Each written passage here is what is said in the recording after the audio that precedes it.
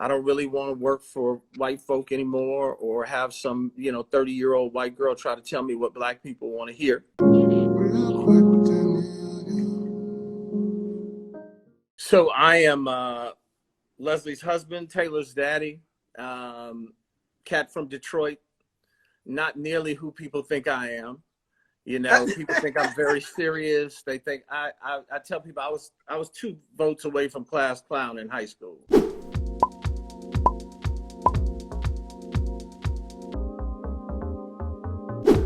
So I'm not nearly who everybody, truly. So and I'm just happy to have survived being a black man in this industry. Amen. And after 30 years, still a little bit relevant, still getting invited to things, still, out here. So important. I don't know about that, but that's it. Yes, you are. You mean a lot to us, and us meaning journalists, black people, everybody. And it is so awesome to see you continue to bring the truth, because we do live in a time where media has been challenged and black media is flailing. So I want to know what you feel about that, Mr. Gordon, because you have been through this thing for some time, and so you've seen a lot as when it comes to media. So I know I'm old and gray, but you can call me Ed, please. I just feel like my mom would be like, "Why are you calling him Ed?" Yeah, I mean, look, it's a challenge, right? Things have changed, so social media has allowed media to shift. You don't have to wait for a network to give you a show because, social media, if you get the right kind of role, people will tune into you like you have a show on quote unquote television. Right. But that being said, everybody still wants to be on TV, right? I don't care what anybody says, they still want to be on TV. The problem is black media is not owned by black people. Mm. And so if tomorrow Kathy Hughes says, you know what, I made enough money, I'm going to sell TV One, right? And if Rich Lou gave up Essence, which we just got back into ownership, if Butch Graves gave up Black Enterprise, we don't have much of anything. Aspire and Bounce aren't really black owned. They're black content, they're black, but they're not black owned. So we don't have too many authentic voices. I salute what Roland Martin is trying to do. Yeah, that's a hump. I've known Roland for many years, and it's a hump. And so he's done a great job. And I hope he'll be able to sustain it, but it's not easy. And so for me, I've chosen to kind of stay away from what I used to do. I don't really want to work for white folk anymore or have some, 30-year-old white girl try to tell me what black people want to hear. And so, I've been doing my own thing as well. And so I think all of us are going to have to decide what we want, right? And decide what we think is important. Yeah. For all of what we say we want, we still, get up in arms when WAP drops or something happens on the Housewives, or, we're still caught up. And not that you can't have entertainment, not that you can't have, but when people said to me, that's empowering, no, it's a nasty, scintillating record. And that's cool too. Mm-hmm. Don't try to paint it as something else though. Right. I mean, let's be grown up about that. Right. You can be an empowered black woman and sexy and all that without that. It's just nasty music. Hell, I had nasty music growing up. It's okay. It's okay to just have a nasty song. Nasty knows no generation. That's all it is, a nasty song. But, when you have also the debate about whether we sexualize young black girls too early, mm-hmm. and then you have that song and their mamas are playing it and everybody's dancing to it, and then you can't tell me that a 14-year-old doesn't hear that song, right? And doesn't dance to that song. So we're complaining about one thing, but kind of doing an enjoyment in another. So my thing is when we ask for white folk to reckon with how they've been treating us and how this nation has not lived up to its promise to us and all the things that we ask for, I'm also telling black folk, let's look in the mirror. Let's see what, we can correct. Let's not always call somebody a Tom because they don't agree with you. Let's not always, try to cancel people because they don't agree with you. If we weren't in COVID and everybody was going to Thanksgiving, Some of your cousins you wouldn't like, some of them you wouldn't agree with. You'd argue with your mama over this or that. That's just life. That's just reality. It doesn't have to be, dogging one another. And that's what we get into too much. And so I keep saying, if something is good and we say we want it, we'll run and watch CNN. We'll run and watch CNN. And we'll applaud all of the Black anchors that get jobs at MS and CNN. But we won't give the same to a Black journalist who works for a Black organization. And the difference is often money. Mm-hmm. It's not intellect. It's that CNN will have millions and millions and millions of dollars, and Roland's humping to get $1 million to try to put his thing on. Mm-hmm. Or, Tiffany Cross worked with me at BET, some years back, and she sent a note to me the other day and said to me, Ed, when we were at BET, we did some great television. And she said, and some of the stuff we did was every bit as good as anything that's done on a CNN or an MS but I also noticed when I worked at MS, even Black folk, said, oh, wow, you're at MS, and didn't give me quite the same oh, wow when I was at BT. They've always respected my work. They always give me love. Yeah. It's almost, that old saying, white man's ice is cold. It's almost like you made it now.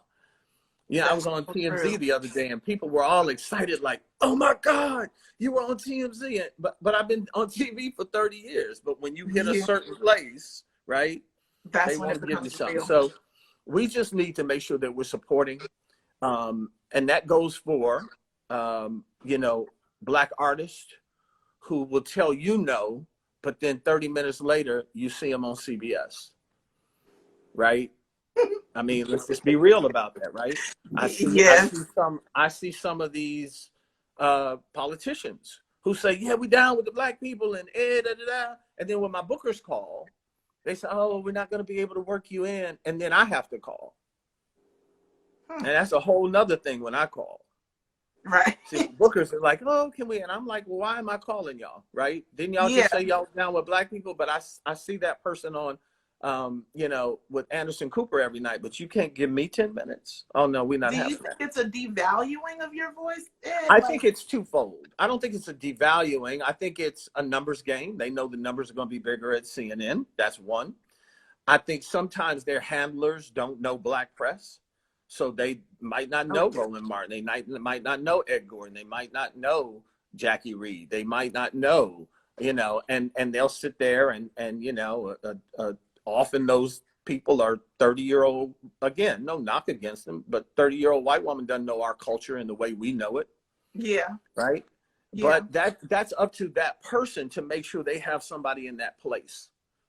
So we just need to make sure that our actions are like our speech. It's got to match up. It's the walking part that we're having a harder time with. But what is that supposed to look like for people to hold media accountable, to hold the audience accountable?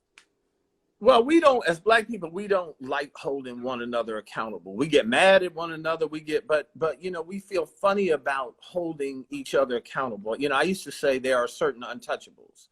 Obama, HBCUs, fraternities at times, but everybody can be held accountable. Now, I would say don't hold me accountable if you don't hold, a white anchor accountable. Don't just hold me accountable. Don't hold an HBCU accountable, but you let Harvard slide, right? Don't let a white congressperson slide, but you down on a Black congressperson for doing the same thing. Mm-hmm. Conversely, though, if a Black leader isn't doing what they should be doing, we should be able to say, hey, let's pull up on this a little bit without being called a Tom or, you're selling out, you're making it hard. You don't have to be, funky about it. It doesn't have to be something that you scream from the mountaintops, but we need to hold each other accountable. I love that you say that, because I've been having these discussions with some of my people around the idea of folks using social media and things like that to screen things from the mountaintops for accountability's sake, but won't have those real conversations outside of the gaze of social media and people hashtagging it or whatever.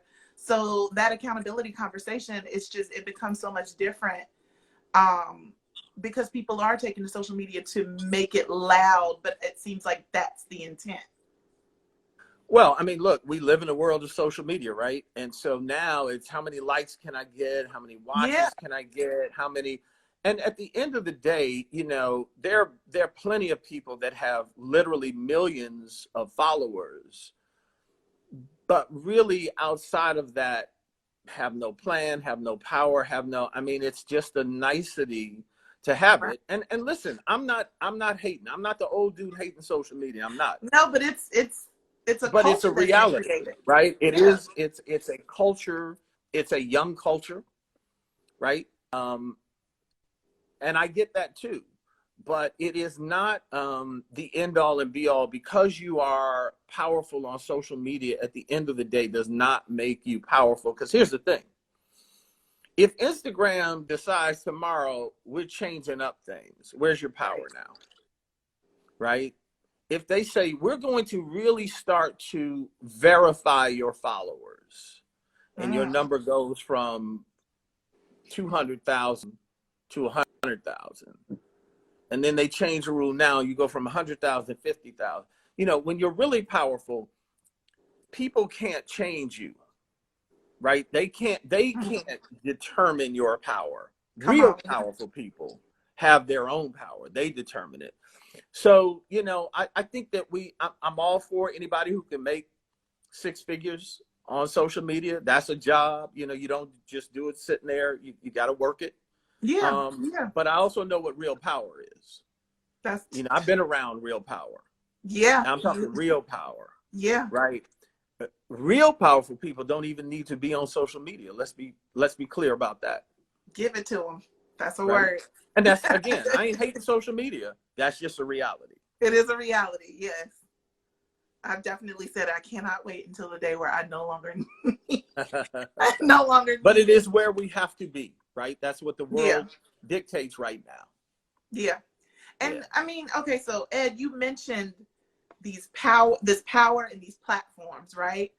I want to know, because we have been watching and we always see these kind of things happen towards election day and within election years, but Ice Cube and this whole contract for Black America, and just the idea of someone like him using his celebrity in such a way.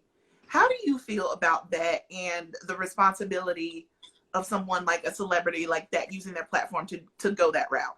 So I have no issue with him using the platform, right? Because celebrity, at the end of the day, we're all just people.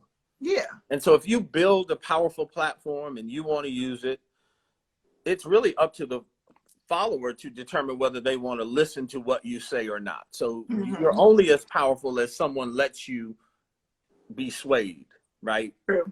So Ice Cube could tell you to go jump off the roof. You should have sense enough, I don't care if it's Ice Cube, not to jump off the roof. Right. Someone said to me in an interview earlier, well, you know, who does he think he is? You know, he ain't speaking for all of us. Does anyone speak for all of us? No. You know, why is he calling it the contract for Black America? Well, Tavis Smiley had years ago a contract for Black America. Did he check with all of us? I mean, look, I'm not against Ice Cube trying to find a way to better our community. Now, where I did differ with him is my whole career, I never came out privately and spoke, when I say privately, from Ed Gordon speaking, against a president, you know, Republican, Democrat. I was a journalist. I played it straight down the middle until now. So when this fool got in office, I said, all that press stuff and all that be damned. This man is dangerous. He's incompetent. We're not even dealing with a politician. No, we're not dealing with a politician, but we're not even dealing with someone who's smart. Right. I don't care if you're not a politician. A man with some money. To say, I just want to believe whoever sits in the Oval Office is smarter than me. Right? I used to think in order to be president, you should be smarter than Ed, right? That was my whole line, right? Yeah. This man is not smarter than me. Right. I could be president of the damn United States. Easily. And many of us, And that's why you started to see these celebrities, Kanye, The Rock looked at it, you know, I thought I might run. Well, you're just popular, bro. Now, you Right. might be brilliant. I don't know yet. But right now, what you've shown me is you're just a popular actor, wonderful dude. I'm not sure I want you to be my president. Now, maybe you have it, but I need to see a bit more of that. Yeah. So this man, but you know what? I don't blame Trump for that. Shame on us for letting it happen. And I'll be damned if we let it happen a second time. That's all on us. And I don't mean just black people. I mean America. America should be embarrassed that we have this man running our country. It is embarrassing, and it's been embarrassing. That's on us. So I say all that to say, I'm down with Ice Cube trying to do it. I just don't know how anybody trusts or wants to work with Donald Trump, period. And yeah, that's the problem. So if there was somebody else in there and you wanted to take it to a Republican and, you know, okay, that's, you know, if they're working with you and Democrats are sitting on the sidelines, that's cool, but not Donald Trump. And that's my issue. That was my issue when Steve Harvey went to see him. I said, Steve, here's the deal. We didn't know how bad Trump was then. But I felt like what Steve should have done from the beginning was to say, hey, guys, on his radio show, Trump invited me to come see him. You know what I'm going to do? I'm going to go check him out. I'll report back to you tomorrow whether I think he's really down for helping us or not. I don't think anybody would have had a problem. When you just show up and now you come down the elevator, that's a problem. You didn't forewarn people that I'm not really giving love to this dude. I'm going to see what he's saying. Right. So if Cube had done the same thing at the start of the administration, before we knew just how foolish and dangerous Donald Trump was, I'll give you a pass. But after 4 years of Donald Trump, mm-mm. And I mean, what is he saying, Ed? Like, what could he possibly be saying in a private meeting that he has not stumbled around to impose? So here's the rub. And this is where you have to check whether your moral compass is bigger than your checkbook compass. So there's some things in Trump's platform, if you look at it economically, where he's willing to give a certain amount of money that Democrats haven't stepped to his, you know, but I can't overlook that. I can't get past that. You can't denounce white supremacy. I can't get past all of the things that you say, and then you come back to me 2 minutes later and say I didn't say it when, well, damn it, I just heard you say it. I can't get past the disrespect you've shown to not just black women, but women in general. I can't get past, you know, what you did to April Ryan early on when she was there. I can't get past you not giving a damn about George Floyd dying in the streets. I can't get past you not giving a damn about, you know, Ahmaud Arbery and Breonna Taylor, and that you have all your minions from, you know, Attorney General Barr and all the rest of these folks, Daniel Cameron in Kentucky running around and trying to make us believe that no one should be charged for that. All that is what Trump said. So I can't work with you on any level, Yeah, it's not a collaboration at this point. No. So Ed, I know you got plans for election night, election day. Mm-hmm. We are coming very close. So we are there, right? Yeah. But election night starting at 7 Eastern. I've been doing during the pandemic town hall meetings with the NAACP. We had one on black men, and that was a great one. We had, you know, T.I. and Jeff Johnson and D.L. Hughley and Mark Lamont Hill and a bunch. And we were just, you know, brothers talking about what it is to be black and male in this country. And so we started looking at what we wanted to do election night. So starting at 7 p.m. Eastern on their social media platforms, on my Facebook page at Ed Gordon Media, and you can go to Ed L. Gordon on my Twitter and Instagram, and it'll have all the information of where to go.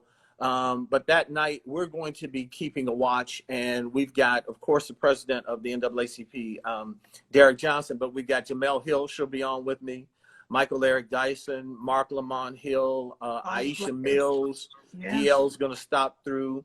I just did something with Amanda Seals, which was very interesting. We'll be playing that. We'll be taking live phone calls, too, and people will be chiming in because we want to give people an outlet. We also want people, particularly those where the polls are still open. If you see any shenanigans, suppression, whatever, there'll be a number you can call, particularly folks on the West Coast, as we're going up at 7, and that's when the first polls start to close, 7 and 8 o'clock on the East Coast. But it was another opportunity for us as black people, unfettered, talk about what we know is real in our community. So Right. we know people are going to watch CNN and MS and whatever. We're not expecting them to turn away. What I am thinking is, hoping, is, you know, my daughter's in her mid-20s, and all my might as well be daughters, her best friends who I've helped raise, you know, we sit around and we're watching TV, but they got 8 things going. So they're watching 8 different things, right? Yeah. So that's what we're hoping that night, that people will also tune in to us at that point, you know, because of that. So. Yeah, I know I'm going to be tuned in because it's just something so comforting about like seeing Black thought leaders process everything that's happening with us. And I remember the last election and how emotional that was. I was at Jacob Javits Center, and I just felt like by myself, Yeah, so yeah. alone. And I couldn't imagine for this particular election, whatever the results may be, I just want to feel like, I know COVID times, I just want to feel like I'm with us. Yeah, and for me, you know, even you know, you've got Don on CNN, Don Lemon, you've got Joy over on MS, and they will have people, I'm sure, and they're there, but it's still not ours totally. Yeah, you know, and there's the point still that I'm making, certain things that producers will want you to talk about that for us aren't important, or quite frankly, for their other viewers are important. For us, we're gonna go from 7 to midnight and just talk about stuff that's important to us. We're not trying to venture over to something that we're not dealing with in our community. Right. We'll also show an interview that was on one of the other shows I did recently. I talked with Ben Crump, who's a good buddy of mine, but I also talked to Felonious Floyd, George Floyd's brother. And he got very emotional at one point because he said, Mr. Gordon, I'm having a hard time. And, you know, sometimes we forget that George Floyd and Breonna Taylor and Ahmaud Arbery are names that we say when we hold our fists up. Yeah. Their names on, their faces on T-shirts. They're iconic to us now. They're martyrs to a great degree to many of us. They're symbols. But there are whole families that they're not symbols to them. They're loved ones that they will no longer see. And so I remember meeting Sabrina Fulton, Trayvon's mom, for the first time. And I was hosting a gala that she was involved with. And I saw these people running up and taking pictures with her and asking for selfies and autographs. And I reminded people that she is a reluctant celebrity now because of the death of her son. Right, yeah. Not that she ever sought this. And so while she's very gracious, and we've become friends since, and she said to me, Ed, I appreciate it. I never knew how to articulate it. No one ever said it. But when you said it, that was exactly it. She said, some days I have a commitment, but I can barely get out of bed, even now, because it hits you. You know, that you don't have your child any longer, or my father, or my cousin, or my husband, or my, you know, the rest of us may be sad for a minute. And certainly we're sad. Again, the shooting in Philadelphia just the other day, you know, sure, this man may have had a knife, may have been mentally disturbed, and ultimately maybe police would have had to have taken down. But from what I could see, the shots were fired too early. Yeah, it could have been some other option. And easy for me to say. I always say this. My brother was a cop. One of my best friends was a police chief. 2 of my cousins were police officers. So I understand how dangerous of a job it is. I understand all the dynamics that come to it. So I'm not that dude who sits on the couch and said, you never have to rough up somebody. You never. Yeah. But I also know that there are circumstances that we see because of technology, because of this phone, that clearly police could have done a better job. Yeah. Yeah. And it's hard to stomach all of these things that keep happening. But I remember I heard you say in an interview recently where you're talking about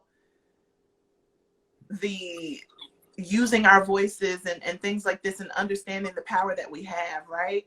So I don't know if you've seen this viral video yet, but this young Black woman, Kasia Brooks, in Kansas City, she addressed the police board of commissioners, and she read them. She just read them for filth, and it's been going around the internet. But I think that that's such a strong view of what it looks like to use our voices in the community, because she is young. She is just a young Black girl. You wouldn't think to show up to a board of commissioners meeting. So I appreciate what that has shown us in our power. But what do you think it looks like for folks and to tell people, even after this election, to demand things from our communities, to demand things from our politicians? So I tell people all the time, too many times we look at election day as the last thing for us to do, the last day we're engaged. That should be your first day. Election day should be your first day for real political engagement, particularly if your candidate wins. Because now I go to you and say, you're the reason, I'm the reason you're in office, and here's what I want for that vote. Yeah. You know, too often we're just like, our guy won, our lady won, and then we go away. And then maybe 4 years later, we complain, they didn't do enough. They didn't have to do enough because you didn't do anything. You didn't force them to do anything. And so at some level, I think that we have to start to become a more engaged consumer of politics, right? And it doesn't have to be boring. You know, some people, oh, it's so boring, politics. Well, okay, cool. Politics also controls your school system. Everything. So, you know, when your kid is working on a raggedy ass computer because you're not funding that school, and you wonder why little Jerome ain't catching up with little Johnny, it's because we're not demanding, right? And so I keep telling people, whether it be a white politician or a black politician, you have to demand that they do what they're supposed to do based on you giving them the vote. You know, I released a book in January, Conversations in Black. And the book was written, I interviewed 40 plus influencers and thought leaders.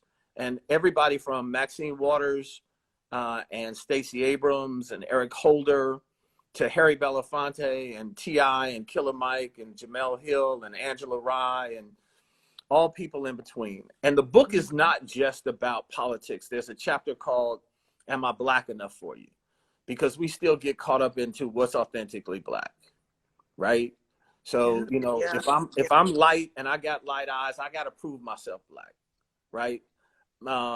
If you're too dark, people look at you crazy, right? Like, oh Lord, what's going on? You know, it's still that sense of us getting caught up in that. All these years later, I tell folks, I ain't never had no white people tell me, you know what, Ed, you're so light, you can come on in, you can date my daughter, you can do this, you can do that. No, they see like my light skin they see a Negro at the door when I come, right? They're not calling little Susie down to say, here's a nice guy for you.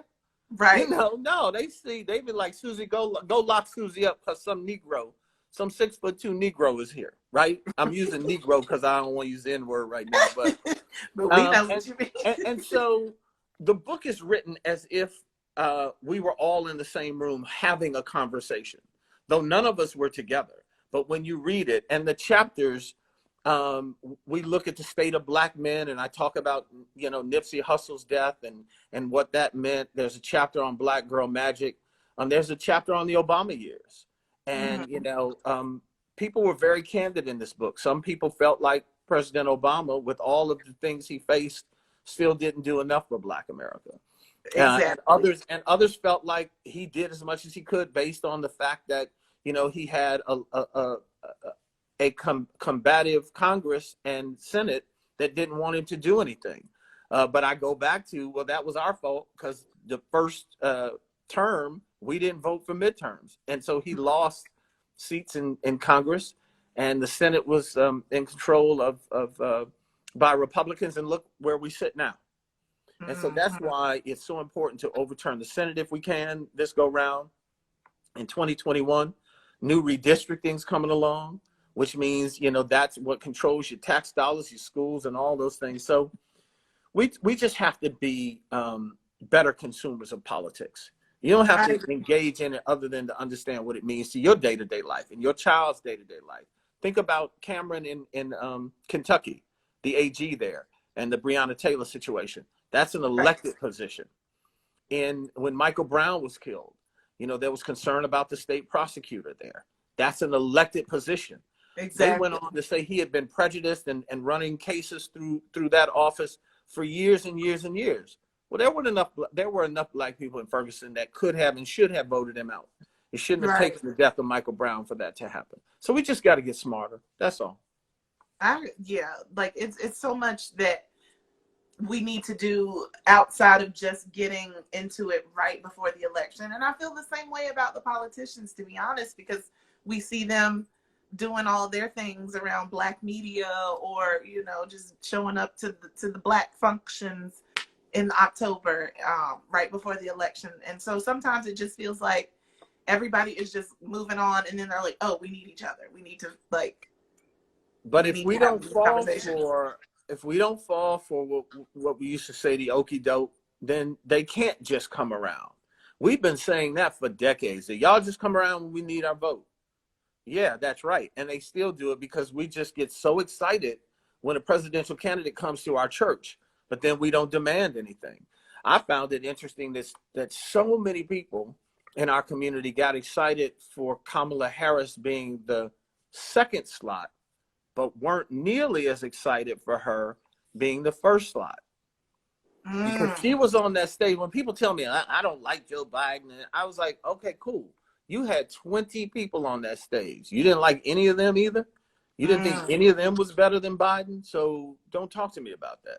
Again, it's easy to say just because you like something or you sat on the couch and argued with the TV. But Biden won because nobody really jumped behind Cory Booker or, Yeah. Yang or Kamala or Elizabeth Warren or Bernie Sanders, or the list What goes was on his and on. name? So Beto? Yeah. No, come on, man. yeah. That's so real. What are we doing in the times that we can actually use our voices to engage? Right. And no knock on Kamala. She's a brilliant woman, but if you loved her this much in the second slot, I don't understand. Did you really think that she couldn't win? I don't know that it was that deep of a thought. I just think we didn't get excited, and then we got excited. Right. Right. So right. I don't know. We'll listen. We'll see what's going to happen. I'm excited to see how things go down on election day. I'm definitely excited to watch your coverage. I want to know from you, like, because you've done this and continue to, what has been the most impactful thing that you feel like you've been able to do as a journalist? Just honestly, and I don't say this to sound, corny, or it's not a canned answer, but just to represent us, right? I mean, I really mean that. When I first started, there weren't. Now I'm really sounding old, but when I first started, there weren't a lot of Black folk on TV in the news, right? Right. You had Ed Bradley, you had Brian Gumbel. I mean, there were some. Bernie Shaw, they were there. Carol Simpson, who did ABC Weekend News, who is another wonderful journalist and never gets her just due. But then I kind of changed game a little bit, and I had a different kind of flavor than some of the older journalists and that kind of thing. And so, but I also understood that I repped us. And so that's what I meant about being a different person. I've got a friend who always says, his mother used to call him, and she called me Skippy. And she would say, Skippy's on TV with the president, or Skippy's talking to Nelson Mandela, or Skippy. And he goes, I ain't watching that. I don't know who that N-word is. Because he was like, that ain't you.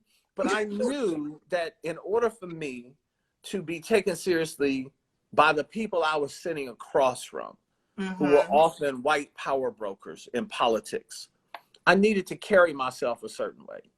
Now, I didn't carry myself that way when I was playing ball with my boys or hanging out or whatever. But when I was there, that's how I carried myself. And so it's been repping us. I'm always intrigued because of all the interviews I've done. O.J. Simpson's interview was the biggest in terms of the notoriety. And then, we broke stories on Janet Jackson and Whitney Houston and a lot of other people. But the one I'm asked about more than any other is Tupac. I was about to say, it's that Tupac interview. It's that Tupac interview. And, somebody His wrote. energy was something special. It was. And somebody wrote to me the other day on a comment line, said, what kind of face were you making? Were you weren't giving him? I said, dude, see, that's what happens on social media. I said, not only were we together, when we were done, he said to me, Ed, can I have your phone number?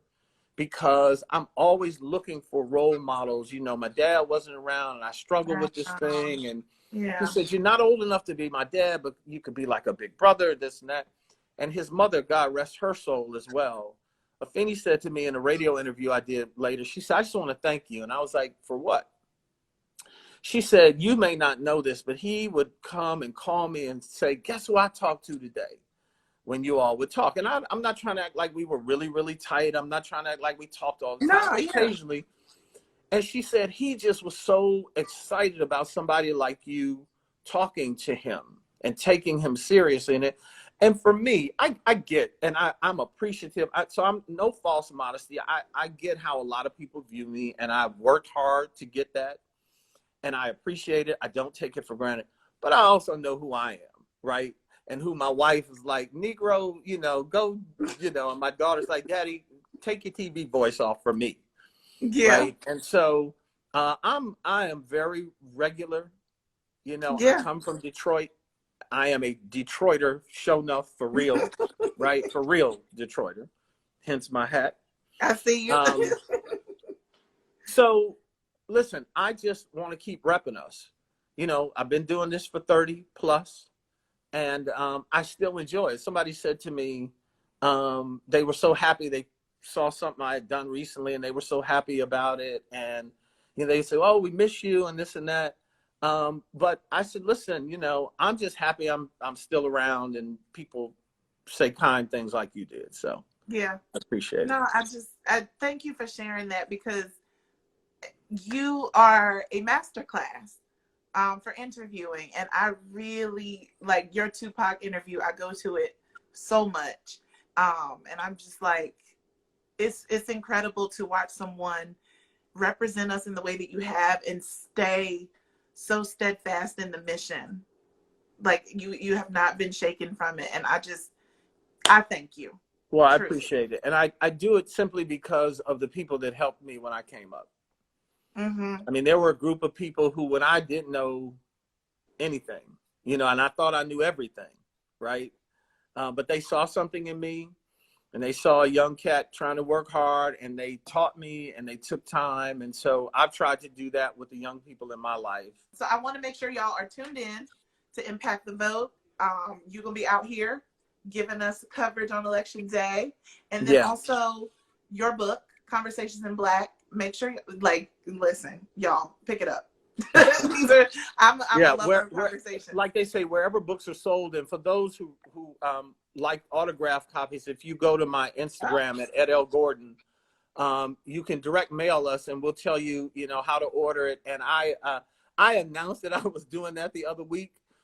And again, a blessing. I'm not complaining, but I was like, who said this was a good idea? Because we had a couple boxes and they've gone, but we just got another couple today. So again, I love that that the community has supported me for so long, and so I don't take it for granted, and I appreciate it.